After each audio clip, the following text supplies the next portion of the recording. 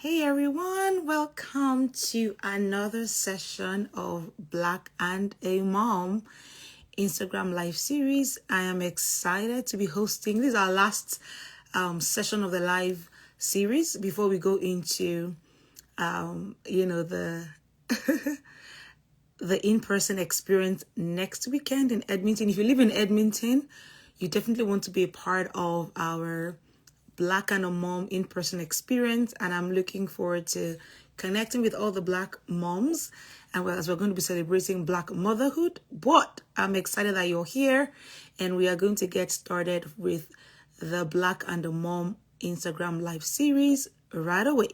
In the last 3 weeks, we've had sessions with amazing speakers, and we've had conversations around cultural identity, raising children in diaspora, what it looks like to raise children in faith, and a bunch of different things. It's been such a phenomenal time, and all of our speakers have been amazing, sharing from their hearts, from their own journeys, from their own stories. And today, as we host the Black and a Mom final session for the live series happening in the month of February, I'm looking forward to hosting two amazing speakers again that are going to be joining me today for the session. Before I invite them to join me here, I'll just share a bit more about what we're talking about with you so that you can be ready to connect and ready to share as we join our speakers today. So today we're talking about the Black and a Mom mental wellness. We're talking about support systems and just navigating this mom journey, in a well space. Because sometimes as moms, as Black moms especially, we carry this mental load, invisible load of Black motherhood and all of the things that surround this whole experience. And so we're going to be talking about that today. And we're going to be talking about how each of our speakers navigating their own mental wellness and how they are doing this motherhood journey well with their own support systems, what that looks like for them. And just generally, I'm hoping that we can all learn together as we share. I'm here to learn today. I'm here to connect with these speakers, and I'm here to learn with them. And I hope that you also are ready to learn. If you're just joining us, let us know where you're joining us from. Put in the chat and let me know. My name is Olusheye. I'm in Edmonton. I'm joining from my office. All right, put it there. I'm joining from, and I'm in my car, in the kitchen, dropping off kids, running an errand. We want to know where you are joining us from. I'm going to invite my speakers to join. I think I see one of them. Yeah, I see both of them actually. All right, we're going to do that. Excited.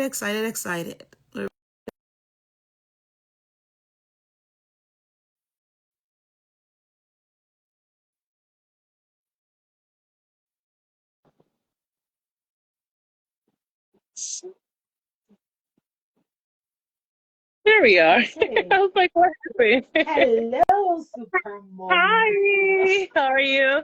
Welcome. Can you hear me? Yes, I can hear you. I can hear you. Can you hear me?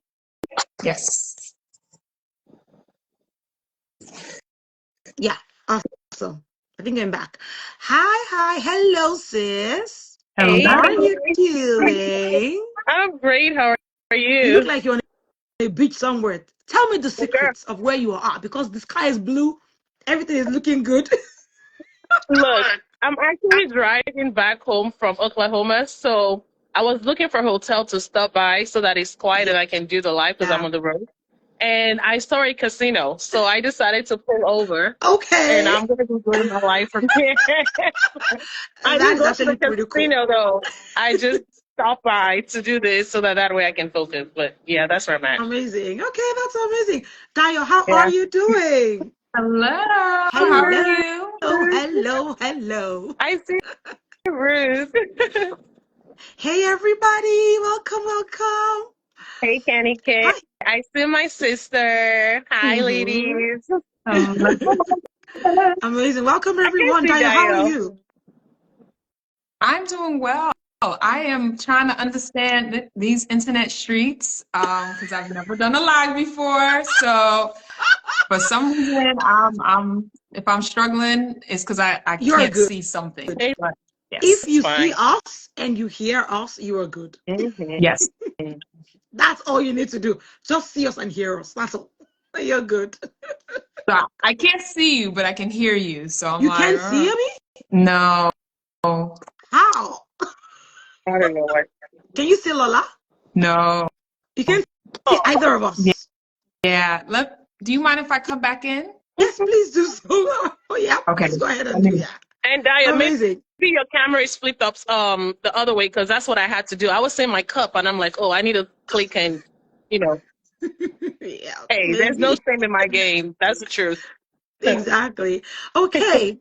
Yeah, she can just log out and log back in. I'm sure she'll be fine. We'll just Yeah, sure. while we wait for her to come back in. If you're just joining us, please don't forget to share the video. Okay, I'm just gonna bring her back up. Share the video. All right. Okay, so do you want to flip your camera now so we can now see? Do you see us now? I Now can you see. see us. Yes, amazing. Great, great, great. If you're just joining us, share the video, invite your sisters, because it's going to be an amazing conversation. We're going to be talking about the black mom's mental health and wellness. Mhm. We're going to be talking about, just generally how she's navigating her life and carrying this load of motherhood, especially black motherhood, and also, how she can surround herself with support systems and what support system looks like for her. It's very interesting. I got off a session earlier today with a client, and we're having just this chat around what does support look like? Because sometimes we think we're looking for support from some spaces, they're not coming, and we are blind a little bit to seeing what support looks like. And because of that, we don't even see it, we don't recognize when it comes. So we're going to talk about that today as well. So if you're coming in, grab your coffee, grab your water, grab your tea, hot chocolate, whatever you want to grab, and we are going to get this party started. Okay, before we go on, I want my guests to introduce themselves to us so we can meet them. I'm going to start with you, Dio. Yes. Tell us about yourself. Good afternoon. Well, first, I want to say thank you. I have been enjoying this Black Mom series this whole month. Every week, I walk away with something new, and I'm like, oh, okay, I should try that. So thank you, and thank you for the invite. My name is Dayo Adeyeye. Some people know me by Joy, and I am a mother of two. I was born in Nigeria, made my way to New York, New Jersey, spent most of my young adult years there and my adult years, and recently relocated to Dallas within the last 3 years. I'm a mom to twins, 9-year-old boy, girl. And I am the wife to a wonderful husband named Ade Nero. I love you. Want to shout him out. So that's me. Thank you for sharing that. Amazing. Mom of twins. Okay, people. That's another category of of black motherhood right there. Having two at the same time, not an easy feat for anybody. So thank you. Thank you for sharing that. Over to you, Lola. Hello, everyone. My name is Lola. First of all, I would like to say it's such an honor to be here today. Thank you so much for thinking about me and inviting me on this platform. Hi, Laya. I see a lot of my friends, so I'm super excited. I'm very comfortable, especially knowing that majority of the people here are like my friends and family. I'm a mother of three. I was gonna say I'm a mother of one. Like, to the other two. I'm a mother of three. I have a 16-year-old. I have a 12-year-old, and I have a 13-year-old. I'm a single mom, and I've been doing this by myself for the last 8 years. It's been a journey, but with God, all things are possible. So thank you Yeah, so much for having me. absolutely. Amazing. Yes, with God, all things are possible. I love what you said there. Yeah. And I Sometimes the mental load looks like it's a lot. But we know that if we lean into God, we can just put all our burdens on Hi, Him. ladies. It's such a beautiful space to be in. Welcome, everyone who's just joining. Welcome, welcome, welcome. Let's know where you're joining us from. And of course, if you have any questions, please drop them in the chat. As we go on, we'll try our best to answer the questions as we move along, or we can do that also at the end. Okay, so let's get this started. Dio, tell us about your journey to motherhood, how it's been for you. Maybe a few of your own struggles or the things that you have had to contend with when it comes to motherhood, just so that we can get to understand your journey a little bit better. Yeah, no, definitely. Thank you. So my journey to motherhood, I would say that it started probably shortly after getting married, and the first couple of years really dealing with infertility. I know a lot of people don't really talk about it and how that can be a struggle. But we thank God, the third year of our marriage, we were able to have children. But that season taught me a lot, and I think even prepared me for motherhood in a way that waiting, whether it's 1 year, 2 years, 3 years, 10 years, that wait period prepares you for what you're about to encounter. And by the special grace of God, it was 2. And so through the years, I have been super, super, super blessed to have just to have a community of moms around me. While waiting, you get an opportunity to sit back and watch other mothers and see what you can take and learn, and then also see things that you're like, and so over the last 9 years, I have learned a lot about myself. I have learned a lot about parenting. And I would say that my journey with motherhood, and particularly with mental health, I've learned it had to evolve. Just because a big part of my journey was learning how to balance all the different hats. As a wife, back in New York, I had a very, very, very demanding, a very, very, very, I would say, I had a lot of hats, a lot of responsibilities. And so just learning how to do that, and then transitioning to a new land and a new space, and then just starting all over again, and then trying to figure out, like, how do I do this with a new set of, expectations, new set of friends, new set of everything. So that's been my journey so far. But God has been super, super, super faithful, and He has surrounded me in every season with everything that I've needed.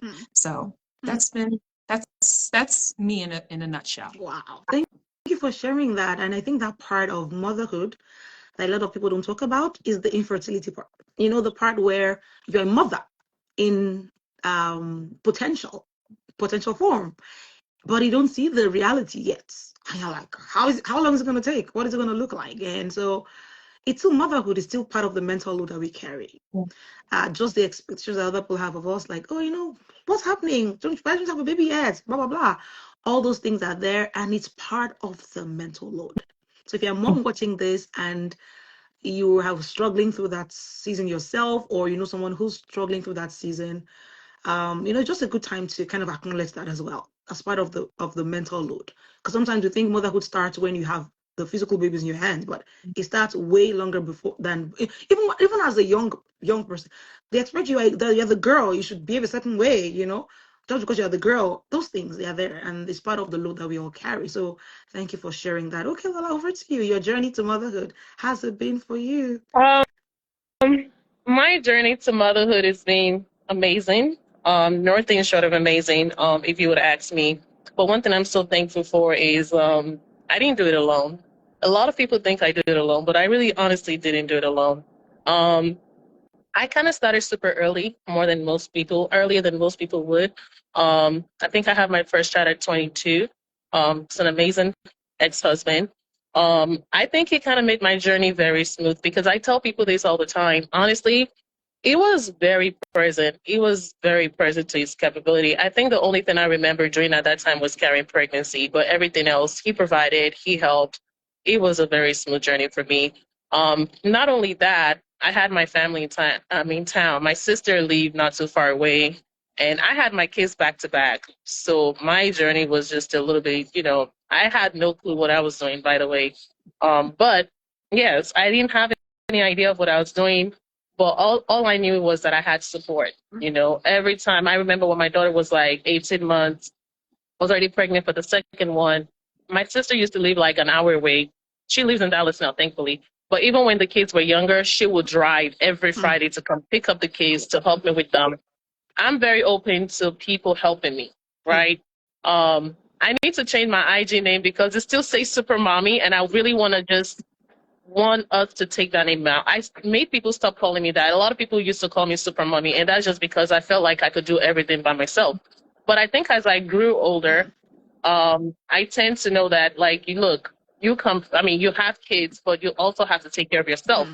And I think I'm unapologetically selfish when it comes to my own mental health and being sane and, being whole. When I mean being whole, not like you're all over the place. You see some moms, I don't look well put together every day, but try to say, hey, this is your time. This is what you're doing for yourself. And as I get older, I think I'm more selfish. I get more selfish as I get older with myself to say, hey, this is my time. But honestly, it's been a smooth journey. It hasn't been a smooth journey, sorry, but it's getting easier as the kids get older. So I use my community, and I have a very, very strong community, a very strong one. And I'm not talking about people that are related to me. But when I talk about a community, I'm talking about people that I probably met online. I love meeting people online all the time. I'm a social board. I love marketing. I've met a lot, like even Kenny. I think I met Kenny on Instagram. Like I've met so many amazing people online, and they've been my support system. And I think with what I do kind of also helped me. I'm not into the corporate world like I used to. And I feel like when I was in corporate, I actually loved it. I was an executive director for a wellness company. I was building teams. I love what I did. But with what I do now, I think I'm a little bit happier than what I used to do because I feel like my customers are the people that I'm around, like my friends. If things are going bad, I'm a gist, like they know I love telling stories. I love telling gist. And this is the reality of what is going on in my life. They know that I'm not the kind of person that hides or shy away from my struggles. I share my struggles so that I can get help. And before, and I know a lot of people do it where they hide everything, or I don't want people to know what I'm going through. I want to, that's just not me. I might carry on an armor, maybe like, oh, I can do it all. But for the few that I have, I can call them and say, hey, I need help with this, or this is what I'm going through. And trust and believe me, God has really placed people there to help you, only if you will be open. Talking about especially her naps. Yes, I take naps. I don't play about my naps. If I'm home, they know, my customers know me. Like I would, like, it's 12 o'clock, my body needs to shut down. I would take an hour nap because I believe that if I'm energized, that's when people are like, oh, why are you so always bubbly? Because I'm well rested. Most days, if I'm not out and about or doing what I go to bed early because I will wake up early. That's just my own routine. So like I said, motherhood has been a blessing. I'm so thankful. Every single time I think about my kids, I'm just so thankful that God gave me to them. And they make jokes all the time like, what would your life feel like without us? And honestly, I can't really answer that. They drive me crazy sometimes. But honestly, I still talked about them to a friend yesterday. And I'm like, man, my kids do so much for me than I do for them. They're just amazing. They're the best. We fight, don't get me wrong. They still do. I mean, you have teenagers, so you can relate. They drive me nuts. But at the same time, they've been a blessing, so thank you for amazing. Wow. Okay. I think you kind of went there with the self-care, the self-care, the support systems and everything that we need to have. And I think I want us to kind of start that conversation around the culture of shame. The culture of shame that we have as Black people, culture of shame that we have as, especially if you're Nigerian, culture of shame that surrounds this issue of everything is shrouded in secrecy. Don't let them know. Don't let them hear. Don't talk about your issues. How would it look if you said this or if you said that? We have such a culture of shame that we are ashamed for everything. Even when you are the victim, you are still ashamed. Like, it makes no sense, But it's a culture of shame that is leading us to be quiet about everything. So we don't ask for help. We don't even recognize the people that God has put in our lives to help us in our support system.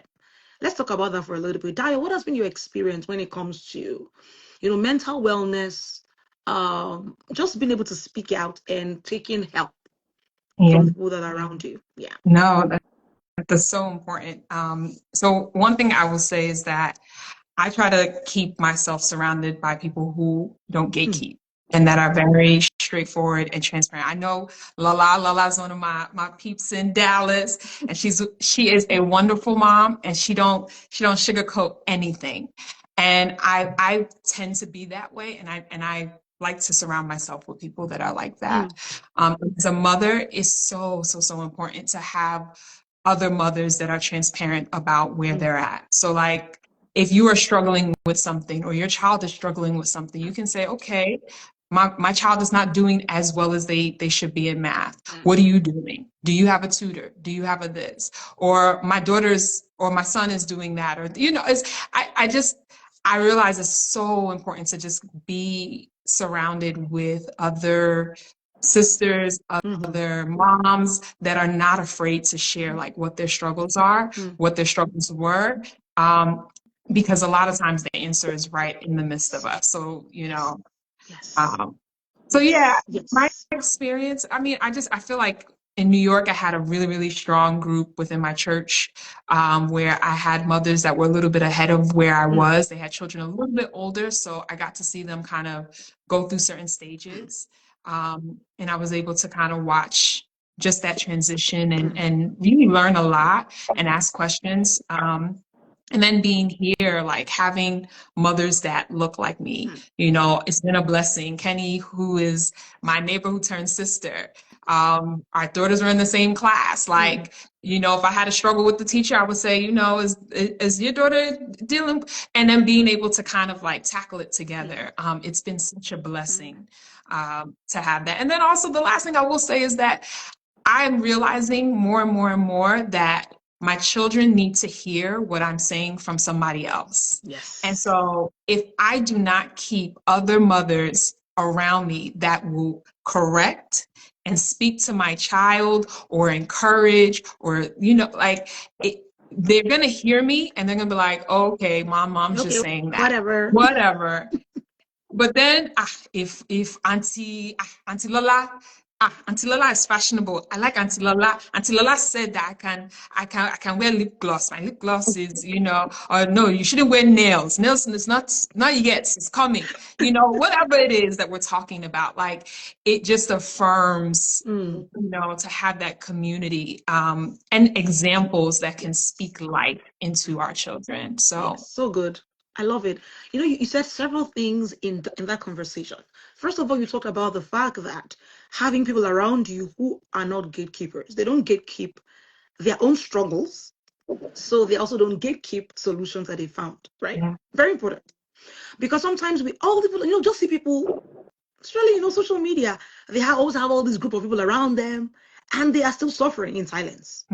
They have a lot of people who know them, but they're in the wrong circle because people that are in their circle are not vulnerable enough.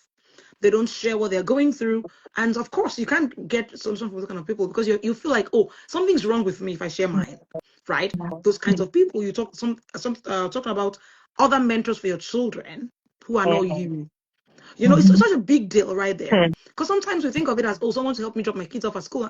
But it's beyond that. Having a different voice that is aligned in values with what you believe in, who can speak into your children's lives, is a game changer, right?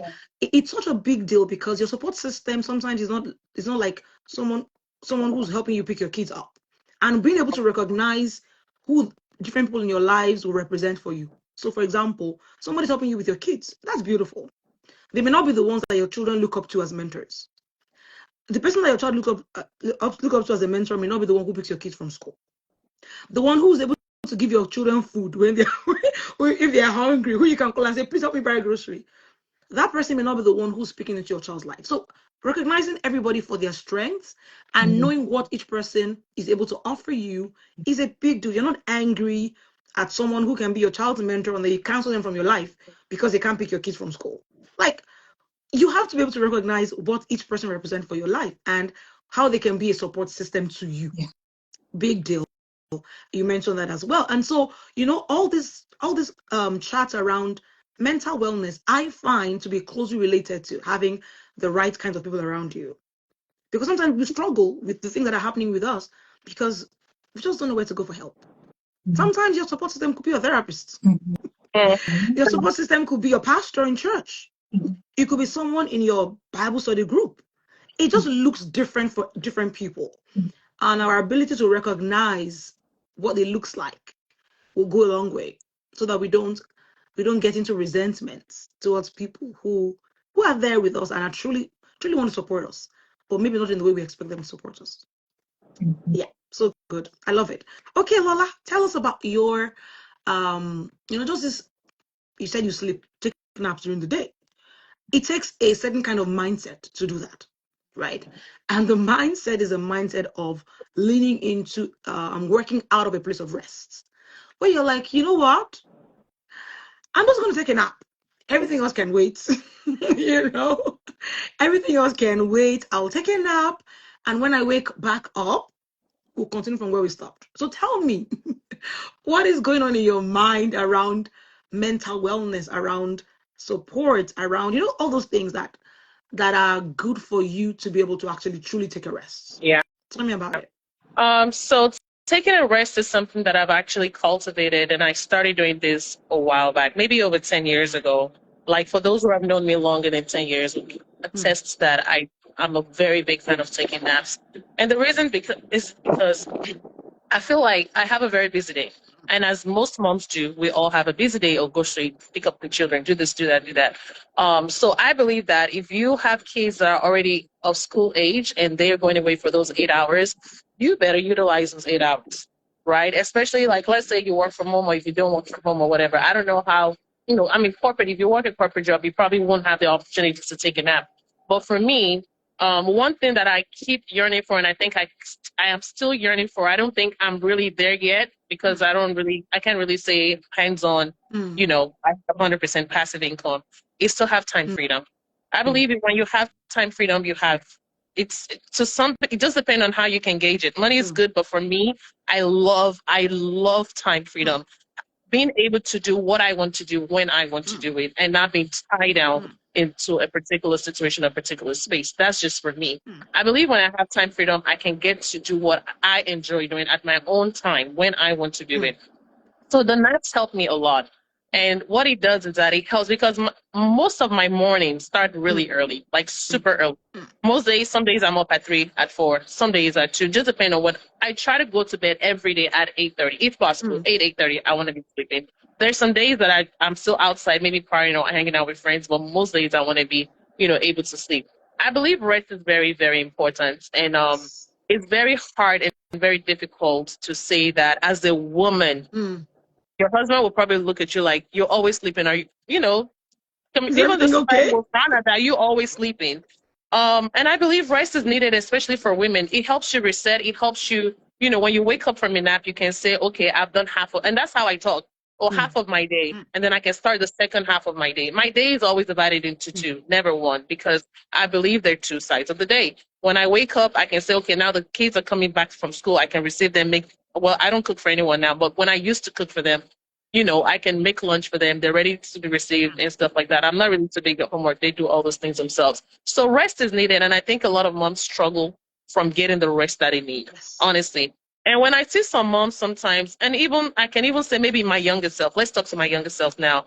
They look all tired, all agile, all all over the place. And that's because they're not getting enough rest. They're not getting enough rest. Rest is needed. Like, I don't know how much I can emphasize prioritizing your rest. And a lot of people will even sleep with one eye, like, oh, are they doing this? Are they doing that? Like, rest. Just rest. When you wake up, as long as the house is not burnt down, whatever is misplaced, whatever is put in the wrong place, you can always put it back.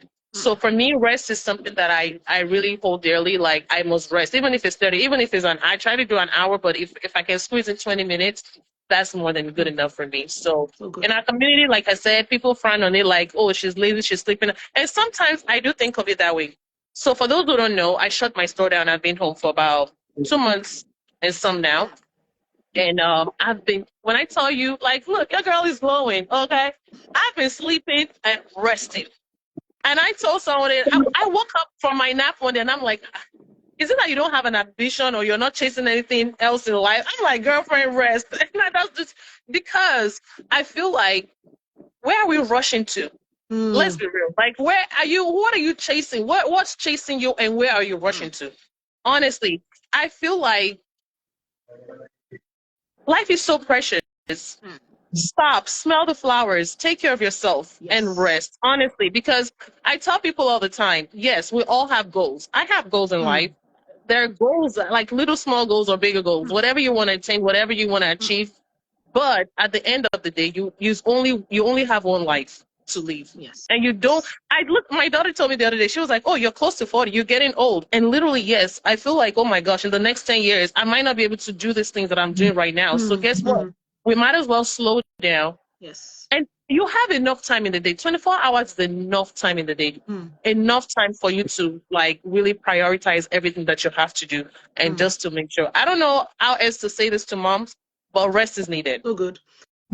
You know, something you said that just really struck me just as we're rounding up, that was this idea of smell the roses. I woke up yesterday to the news that a friend that we went to school together had passed, and he was 43 years old. 43 years old, right? And I was thinking about it like when we were younger, and I'm looking at him like, and I'm like, wow, life of the party, amazing human. Who would have known that 2025 he would pass? He would never have envisioned all of that. So what that means is that all the dreams that he may have had, oh, I'll do it tomorrow, or I'll wait until 10 years, or I'll wait until 5 years time, all the things that we keep shoving aside, thinking that there is time. Nobody can predict anybody's life. You can just hope that you will live long. Yes. And living long is relative, right? But here we are. Who knows what is going to happen? So if you don't enjoy the present moments, even enjoy some of us are even so busy we don't enjoy our children. You don't Say that enjoy your again. children. You don't enjoy your children. Like, oh, there's always something to be doing. Even the kids, you don't even spend time enjoying your motherhood. You don't even spend time enjoying the home you are stressing over. Stressing over paying your mortgage. You're not even enjoying the home. You're not even enjoying life. You're not present enough to enjoy your life. And you're like, where, like you said, where are we rushing to? What is chasing us? What are we chasing? I That we don't don't know. even Some have people, enough time. sorry to cut you off. You know the funniest thing? Also, I'm going to say this with all humility. I think people kind of like attach their happiness to statuses. You get what I'm saying? So it's just more of like maybe in their career or in their job, oh, I've attained this. You understand what I'm saying? I think, I mean, I'm not really too sure how some people feel about this, but I feel like when money is no longer the priority for you, you see life differently. Yes. Get what I'm saying? Yes. I'm not saying it's a bad thing to have money. People, everybody here, they're my friends and family. They know I love money. I love money because to live life, you need funds. You need money to enjoy yourself. Yeah. But at the same time, I don't think that a lot of people have really realized or learned that you cannot really be too married to money to enjoy life. You have to really pick one or the other to say, hey, the quality of life that I'm looking for me, health is priceless. My health comes before when I was my younger self used to chase money. There was months I used to make like good money, like I feel like I have arrived. But now, honestly, let's just pay the bills and have a little savings, and we're good. Yeah, I hear you on that. So what we're saying is defining success is important if you are going to be able to take time to rest.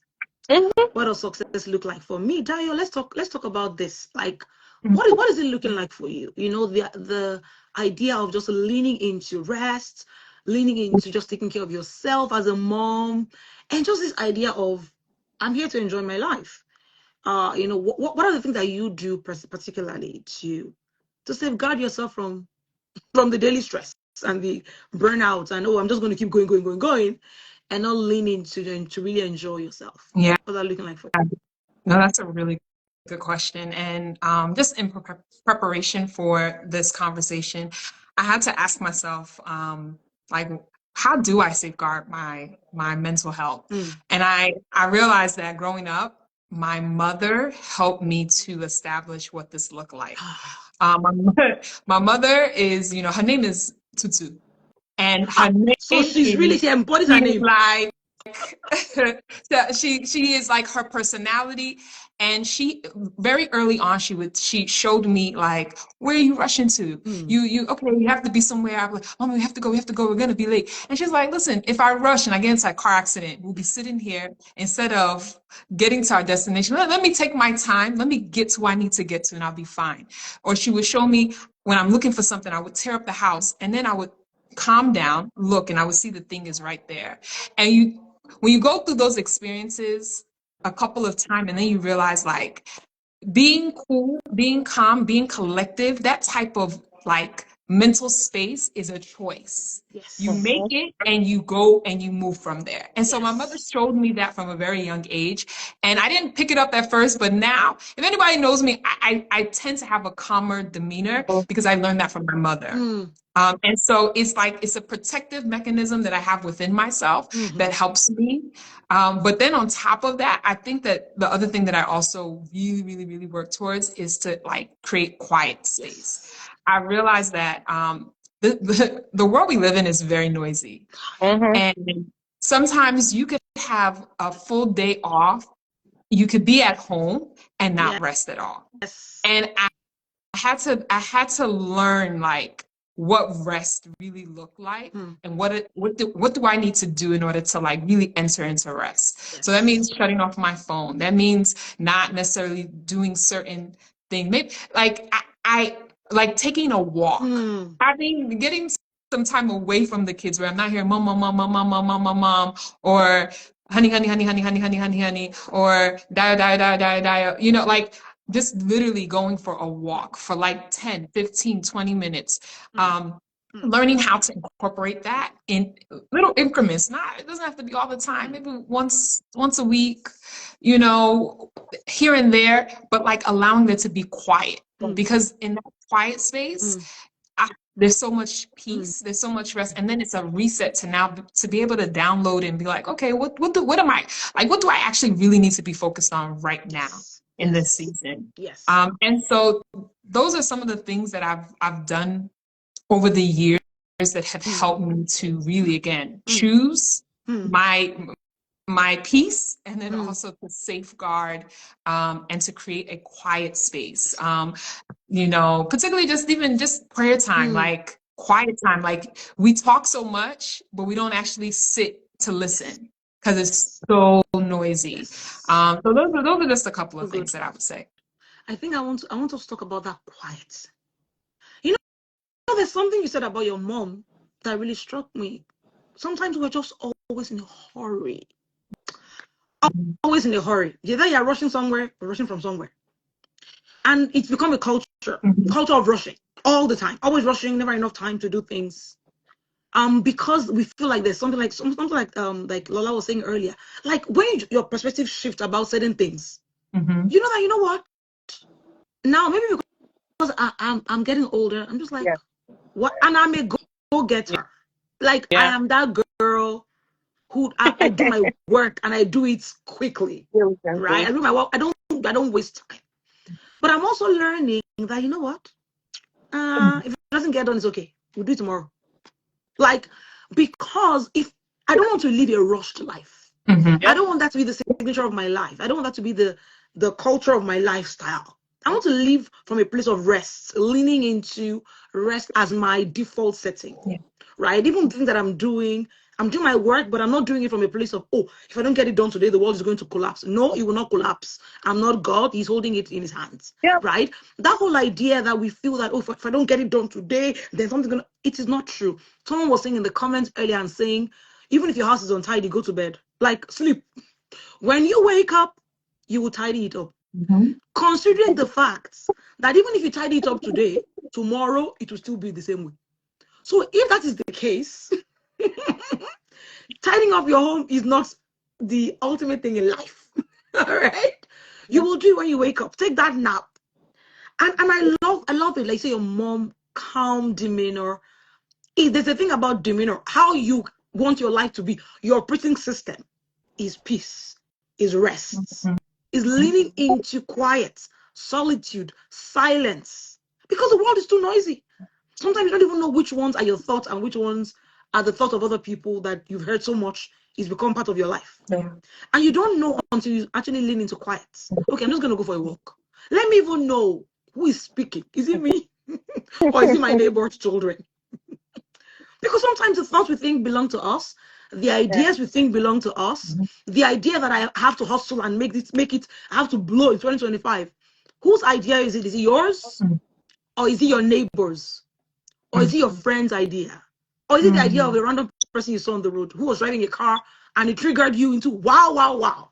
What am I doing in my life right now? There's all those things that we don't even know are actually present in our thoughts, right? Other people's Yes. ideas of how our success should look like, and it's intruding into our minds. Amen. That just leaning into quiet, leaning into some down, calm time will help you to reframe your perspective. To say, well, I don't think that's my idea. Even this idea of trying to get this job that I'm trying to aim for, I don't even think I like the idea of that job. Maybe this job is good for me because it gives me time that I want. There's so many of us struggling with other people's ideas, and it's causing us to be anxious, to be overwhelmed, to be tired, to be burnt out. Yes. Because we are taking on other people's ideas of success and running with it as though it's our ideas.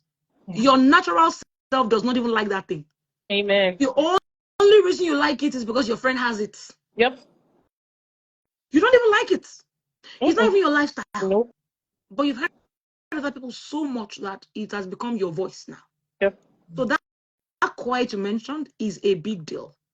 Every mother should incorporate quiet moments into their lives. I am a big believer of, I don't believe in taking off 1 week a year to do whatever. I believe in daily R&R, renewal and recreation. 15 minutes here can be a lifesaver in the long run. 15 minutes daily is better than 1 week per year. Every day, let it be a culture of renewal. We still want the 1 week. We still want the 1 week in the Bahamas. We're going to get the 1 week. We're definitely getting the 1 week. We're definitely getting the weekends away every month. We're getting all those things. My phone might shut off in. My battery's at 5%, just letting y'all know. Oh, right. Okay, that's okay. Let's just keep going as much as we can. Yeah, let's keep going, yeah. Because all these things, a mom, just quiet moments where your kids have gone to bed, and all those little extra time that you can have. And this brings me to the question I want us to talk about, which is, this idea of designing your life design. Designing your life in a way that makes room for you to be able to lean into quiet, rest and renewal, because some of us actually are the ones that are not allowing ourselves to rest, because we have designed our lives to be so chaotic. We have no design. We are not intentional about how we spend our time. We have no plan for our daily living. We have no schedules. We have nothing. And so you're living a chaotic life. So if you're living a chaotic life, the likelihood of being able to find time to rest is going to be low, right? Let's talk about that for a little bit. How do we design a life that is intentional around rest? What are your go-tos? What are your own tips? And I'm going to let Lola speak first so that she, in case her phone goes off, how do you design your life around rest in a way that gives you enough time to actually be able to take time to rest? Yeah. So I pretty much take my time for everything that I want to do today. And if it's not on my schedule, I don't care if Jesus comes that day, it's not getting done. And that's just for my own sanity and peace. I think because I'm the kind of person that kind of like live a fast life, I want everything done quick, fast. I'm always running out to skelter. I just realized that I have to be very, very, a little bit more organized. For those who know me, I'm not the most organized person. I have a tons and a million of things that I want to do in my head. But I realize that because I'm not taking everything into bites, like, okay, for example, let me take a small portion of my business, which is shipping.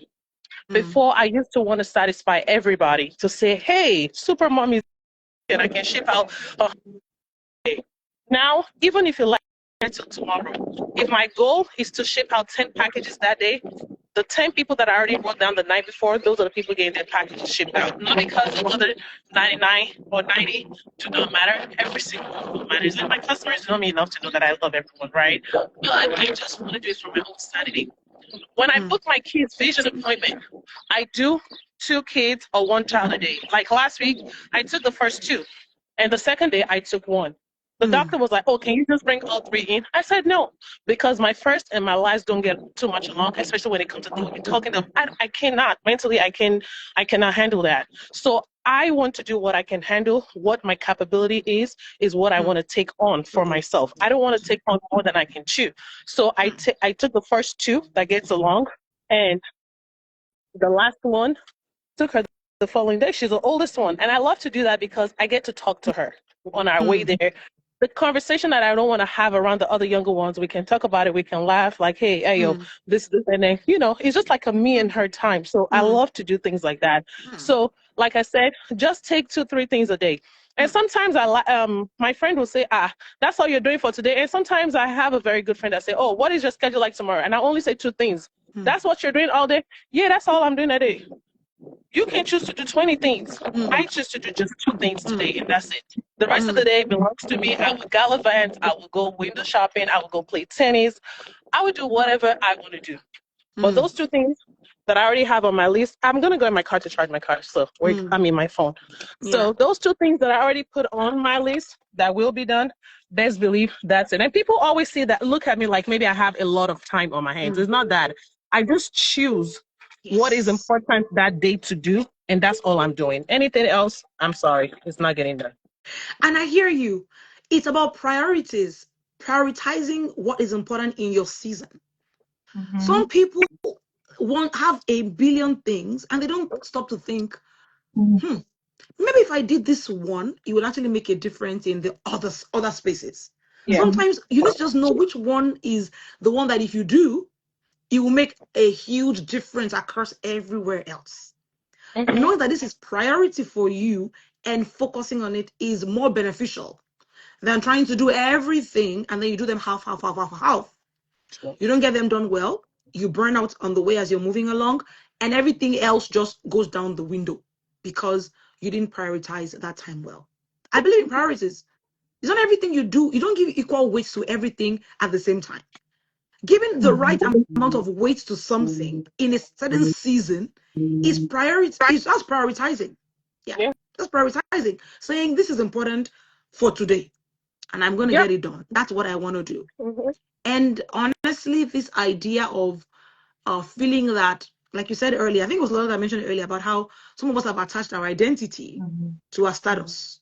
Oh, I have this, or this is who I am at work, or all these things. I have this amount of money in the bank, or this kind of car I drive, or all those things that shouldn't really matter so much. We have allowed ourselves to lean into those things as our identity. And because of that, we're not able to separate ourselves and pause and say that this is not important for me. I'm not doing it. I'm not going to do it. Right. Okay. So Dio, let's go to you. Life design. How are you designing your life in a way that supports your idea of mental wellness or your idea of rest? Just enjoy your life. Tell us about it. Yeah. So I will say that I can definitely share that my life completely has shifted from maybe about 3 years ago prior to moving to Dallas. So when I was in New York, I lived the fast-paced New York life. I was in leadership. I was heavy in ministry, and to be quite honest, I didn't have good boundaries, and there was a lot of things pulling at me all at the same time, but particularly work was one of the biggest ones. And at some point, I have to be honest with myself and say that it was impacting my marriage. It was impacting my home. And so, one day my husband was like, yeah, we're moving to Dallas. And I was like, oh, we are? Okay. He was like, yeah, I'm applying. And on Monday he applied. On Friday he had a job. Wow. He was ready to go. Wow. And I was just like, okay, all right. And so when we moved, I know that God really used him to kind of like get me to move out of like that fast-paced life. But then when I got to Dallas, what did I do? I found another Of leadership course. position that kept me going, going, going, going. And it became evident that like that pace just kept, I was doing the same thing. And I really had like I really had like a come to Jesus moment where I had to make a decision to change and choose a position that wasn't necessarily in leadership, wasn't necessarily as much money, but it allowed me to be at home. And then I don't think I would have made that decision coming straight from New York or even in New York. I progressively got there and made the decision to choose a position that allowed me to work from home, have flexibility, be able to pick up my kids. My kids don't go to aftercare when their school's out. They're not, you know, they're not spending all day. Not to say again, everybody has different seasons. Everybody has different capacities. Everybody has, you know, a different revelation of where they are and what they need to do with their children in the season that they're in. And I realized the moment I shifted and I let go of, you know, the better salary and the position and the title, and I allowed myself to really like rest in a position that allowed me to have that flexibility. I was like, oh, okay. I'm enjoying this life. This is different. This life is good. Like night and day. And I don't think anyone could have explained to me what I'm feeling now and could have prepared me to make this decision. And I thank God that God really, like, if I could tell you, it was like a heavy burden on me when I was applying, and even when I picked it, I didn't even want to pick the position. It was just like, I just needed to leave where I was at. And I was just like, all right, I'll do this. Let me see how it works out. And then it ended up being one of the biggest blessings of my life. And I thank God for just allowing me to choose what would help me to choose my family, what would help me to. And I ask my kids all the time. I was like, Abigail, Noah, do you want me to go back to my old job? They're like, no. They didn't care what type of position. They didn't care how much money. They love being able to come home, see their mother. They love being able to tell me about their day. You know, before, I mean, like, probably shouldn't even be telling this on like, there was like an hour of time where it was Alexa, like I'm calling them on Alexa because I'm running home from work and I'm late and my husband has to go to work, and like we have this gap of time. Like, these were some of the struggles, and now it's like we're in a completely different space. So that's a life choice, a life design. There's other things I'm still trying to design and still trying to figure out timetables and all these other things that will help my life. But just the fact that I'm even available and home was a big choice that I had to like, I really had to sit down with. So good. You know, something that I learned, I've learned it for a few years, but it was reinforced to me again in the last week, is this idea that we sometimes think that we don't have a choice. You know, sometimes, because I know that people here were saying, well, maybe you had a choice to do that. My life doesn't allow me to have a choice. But I can hear somebody already saying it in their mind. Like, oh, I don't have a choice. How do you know? It's easy for you to say that you took a pay cut, whatever. I don't have a choice. I can hear somebody saying it in their heart where they are sitting right now watching this video. But I'm letting you know that you always have a choice. The life you choose is a life you choose. And you will live with the reward and the consequences of the life you choose. So you have a choice. You always have a choice. And getting to that space and saying, this is a form of advocacy for myself, for the life, for my sanity. To say I choose a different life and I will find whatever I have to find to live it out. It is you are that agency. You can choose. Can I also add, the beautiful piece about all of this is that when I made the choice to take the salary cut, within a year, God allowed there to be a salary review as well as a salary increase, where I'm actually probably making more than I was, because I don't have to add transportation. I don't have to add toll up and down the tollway every day. I don't have to add, like, and I'm like, God, you know, the way that he presented it to me, it didn't look pretty, but I chose it and he blessed me. You know, from being obedient to what he presented to me. So I thank God. That's beautiful. I love it. Because sometimes all you need to do is take that first step and God will meet you halfway. But some of us are like, I'm not, this life, this money life, I'm enjoying it so much. And a lot of other things are suffering in our lives. You are suffering. Your mental wellness is suffering. Your family is suffering. Everything else that matters, that should matter in your life is suffering because of that lifestyle that you chose. Sure. And so just remember that the life you are choosing right now is a choice. Remember it, right? And stop giving yourself excuses about why this is the only option you have. No, you are never left with only one option. Believe me, you are always, God is always open to helping you if you get to the point where you're like, okay, God, right now, I don't know what to do anymore. Just show me the way out. The wisdom that you need to navigate your life, to enjoy your life, to have your best life. That wisdom is available to you. There's always wisdom. Yeah. A lot of times our issues is a wisdom issue, right? And there's a question here I want us to take. Someone is asking, how do you navigate having your children in different extracurricular activities? I'm guessing the mean pace of life and all of that.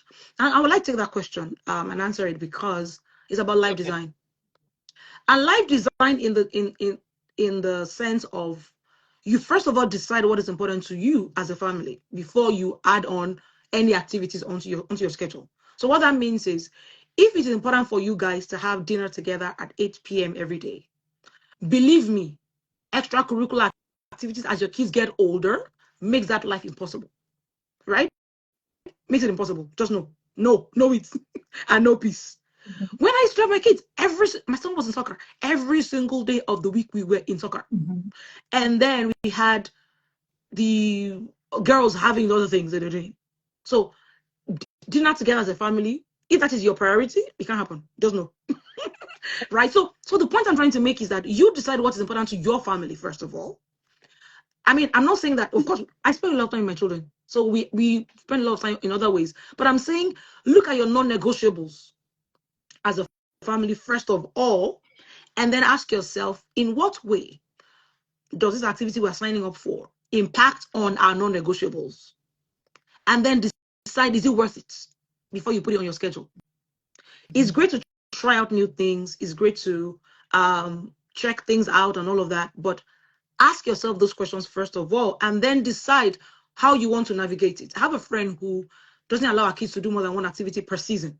So what she says is, in the summer, I will do one. In the winter, I choose another one. I'm not doing two at the same time. That's their family's creed. We are not doing two activities at the same time because we cannot handle it. It's a lot of work. So think about those things. What are my non-negotiables? How do we marry? How do these things fit into the life that we want to have? If we need to shift around our routines a little bit, what would that mean for our family? You have to think about these things and then decide what works for your family, not another person's own. Because my children have always been involved in a lot of things, but I spend time. I work for myself. Like, I have other ways I spend time with my children, not necessarily in the evenings. You see what I mean? So you have to think about those things and say, does this work for our lifestyle? And how many should we be doing per season? If they want to try different things, beautiful, but maybe only one per time, right? And then decide how you want to navigate that. That's it. That's something you have to think about. I hope that answers the question. If you're still watching, please let us know if that works for you. Okay, so as we round up this conversation, we've talked about how to take rest. We talked about setting up a lifestyle that encourages you to function at maximum capacity, to enjoy your life.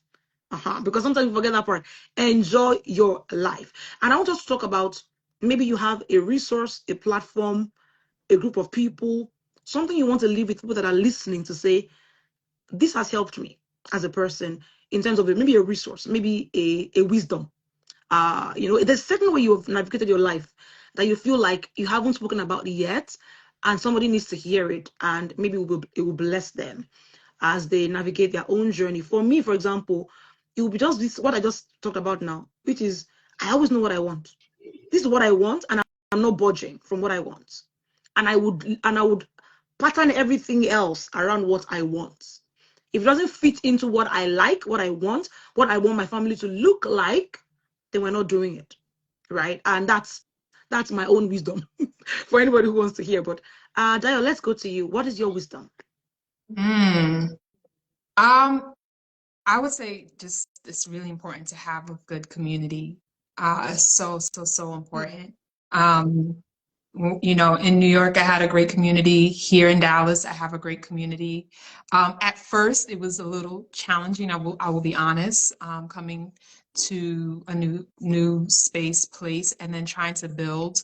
But I gotta shout out my peoples again, Kenny, Lola too. You in my circle, Mm-hmm. and Debbie. I mean, I have so many friends that I've made here that have made the transition doable, and have made it just that I'm not alone doing this walk of motherhood, because sometimes when you walk into the school and you don't really, people talking about Black moms, you don't always see people who look like and then the experiences that our children go through is different from maybe the experiences that some of the other Mm-hmm. families will go through, but being able to rest and lean on each other. And then I would say the other thing that lately has been kind of resounding for me is that, just making sure that we live for an audience. I usually say audience of one, but lately it's been an audience of two or three, depending on how many children you have, because I realized that my kids are constantly watching me. And my audience obviously of one is God, but my kids are also responding to how I respond. Yes. And they're challenging me constantly. So as a mother, how I rest will show up for them, and they will learn from it. So the better I am, the more grounded I am as a person, the way I show up, the way I love them, will help them to be the best version of them. So I'm constantly, I mean, their questions will definitely check me quickly if I'm not doing what I'm supposed to be doing. But the audience of just being reminded, like, how I manage myself, my life, really impacts them more than I want to probably admit. So that's been my I love two it. things of wisdom. I love that. I love it. I love the one you ended with, which is just knowing who you're like, your audience. People are watching you, and your family is important too. It's important how we are living our lives impacts greatly on our children. Like, I love to say that sometimes all you really need is to live your life. If you live your life well, without having to open your mouth to say certain things, your children will catch on certain things. Just the way you're living your life, they can catch up. I mean, you said about your mom, how you caught on to her energy eventually, the way she paces her life. You've enjoyed that. If you are the one that's always rushed, always overwhelmed, always tired, always anxious, your children are going to be like that. They are just going to catch up to that, and it's going to be their own default setting as they grow older too. So thank you for sharing that. That's really powerful. I love it. Lola, over to you. Honestly, I have a very strong community, and majority of them are here, and they know my struggles. And the only reason why they really get to know who I really am, a lot of people don't know who I am. They just see pictures and stories and stuff on social media. But for my core circles, I will even say only core circles, because my customers are so dear to me that I don't call them customers. I call them sisters, because we're that close. When I say that close, when I come on live, like my lives, for those who have never been on there, my lives most days, I think it's just even, thank you. I think it's just more of sisterhood. Like sessions like this, some days I come on there to work, and I end up not selling an item. We will just talk and connect. So I see that a lot of women love coming to my life because it's a safe space. I'm telling you, I'm a crybaby. They've seen me cry maybe, how many people, can you guess how many times I've cried in my life in the last 4 5, maybe 100 times or more. I'm very emotional. A lot of people don't know that side of me. I'm extremely emotional. And that's because majority of them have watched my journey. They know where I am. They know where I'm coming from. They know what I need. And I've never seen a circle so strong as my circle. You can talk about your circle how you want to talk about it, but when I tell you that God has really placed these people in my life, I mean, God has really intentionally, for my sake, created some people. And I'm saying this because Daya is married. I was once married, but being a single mom is not an easy journey. It's not a walk in the park. It's tough. It's hard. But when I tell you that, when I left the corporate job I was telling you about, and mind you, I was the kind of person that I had a very amazing spouse. My ex-husband is great. He provided everything. And it's just like I had to figure out things on my own, how to make money, how to really stand on my own from somebody who had no clue how to pay a bill. And man, when I tell you there are amazing women out there, there are amazing women out there. People that will intentionally just like, what do you need? And some of them, it's not because they're millionaires or they have so much to give, but I'm sorry. It's okay. They are just awesome. There's some lives, and I tell them my business all the time. I think a majority of my customers know my business, and because I choose to share my story with them, they know every single thing that goes on in my life at every particular season. They know when I'm happy, they know when I'm sad, they know when I'm struggling with my kids. They know me. Literally, they know who Lola is. I don't think a lot of people out there really know based on what they see out there. But I'm saying this to say that for whoever is on this life today, you're hiding your struggles. You're only punishing yourself. You're not punishing anybody else but yourself. Because the little thing you're trying to hide from the people God has sent your way, that is why you're stressing. When I post, people think, oh, she's a millionaire. She got it going on. Oh, honey, yes, I'm a millionaire. Don't I look like a millionaire to you? Honey, boo-boo, I am. Because that is what I choose to. When I tell you, I used to make $60,000, $80,000, $100,000 a month. I let all of that go. All that didn't matter. It doesn't matter to me now. Not because I'm a loser, not because I'm not a go-getter any longer. I know what is within me. I still told someone last week, hey, if I decide to get up and still chase that same thing and get the same amount of money and the same result, I will. But the question is it messing up with my sanity? Is this really what I want? I have 3 teenagers on my hands right now. Dollar chasing is not my thing because they need me, especially my oldest.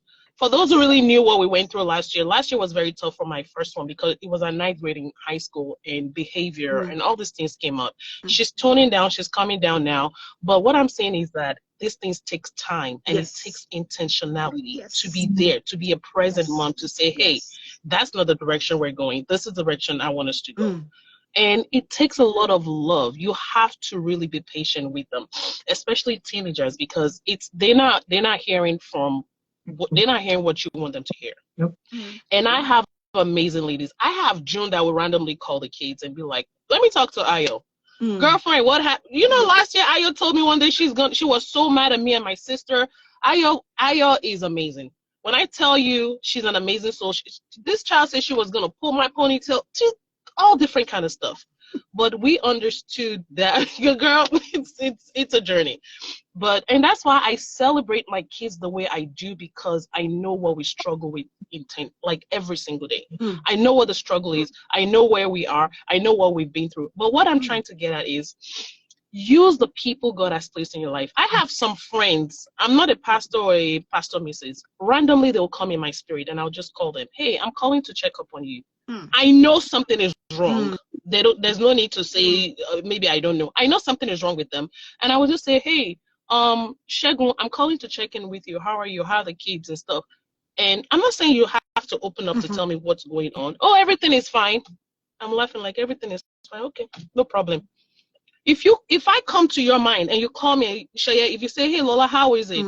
I will say, Shaya, I'm okay. But everything is not well. Yeah. And guess what? Sometimes people will give you advices that will just take off all the load. For example, my daughter doesn't understand money management, and I just feel like her paycheck, everything, I want to help her keep it. She's not even learning anything. My sister said no.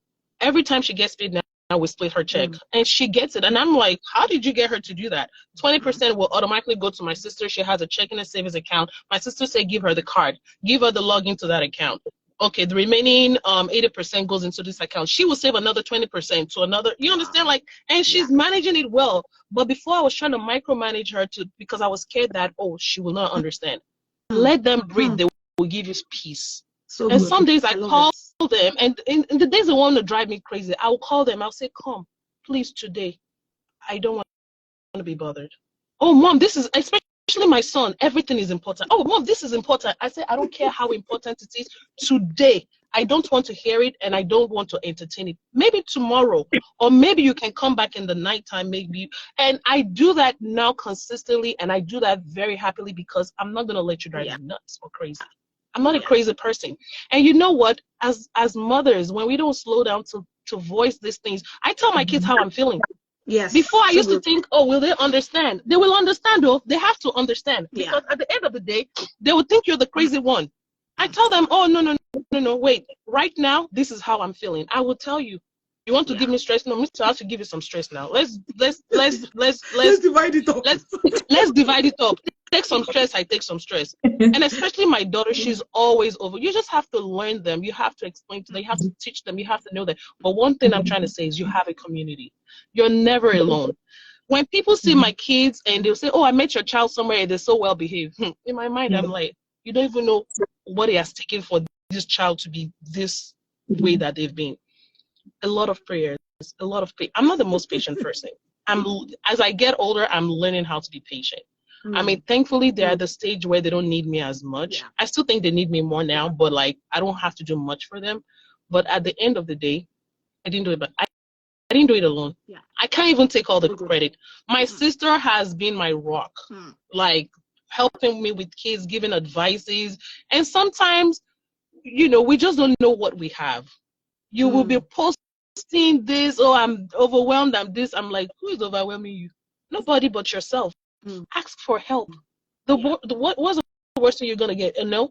Okay, and then go back to God and say, God, I need help in this area, but I'm getting no from my community. And I don't think especially women have soft spots for each other. Yes. And some people have the wrong people around them. I don't think I have anyone that I can say, I can't stand this person. I don't know. You're going to be blocked. If you're going to disturb my sanity and my peace or my mental health, you don't need to be in my life. But I think 99.9% women out there are amazing people. Honestly, I'm not saying this because women are good people. Just find your circle. Find the people that are really there for you. Find the people that